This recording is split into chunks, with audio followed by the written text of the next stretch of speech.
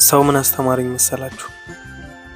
ማንም ሰው ያለ ምንም ምክንያት እንደማይወደኝ፣ ማንም ሰው እኔ የሆንኩትን እንደማይሆንልኝ፣ ማንም ሰው እኔ የተጨነቅኩትን ጭንቀት እንደማይጨነቅልኝ። በጣም የጸጸተኝን ደግሞ ልንገራችሁ። እስከዛሬ ያለ ምንም ምክንያት የሚወደኝን አለማወቄ፣ የሆንኩትንና ያለሁበትን ጭንቀት ለማን መናገር እንደነበረብኝ መርሳቴ።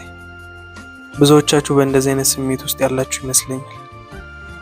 ትልቁ ስህተታችን ምን መሰላችሁ? ዓለምን ሁሉ የፈጠረና የሁሉም አምላክ ፈጣሪ አንኳኩ ይከፈትላችኋል፣ ጠይቁም ይሰጣችኋል ያለንን አምላክ ትተን እንኳን ቤታቸውን አንኳኩተን ችግራችንና ጭንቀታችንን ሊሰሙን አይደለም እኛን ለማየት ለሚደብራቸው ሰዎች ችግራችንን ዝርግፍ አድርገን እንናገራለን። እነሱም ምንም እንዳልሰማ ይሆናሉ። አያችሁ፣ ችግራችሁን ለሰው አትናገሩ። ለፈጣሪ ንገሩትና አይቶ የሚረዳችሁን ሰው ይላክላችሁ። አመሰግናለሁ።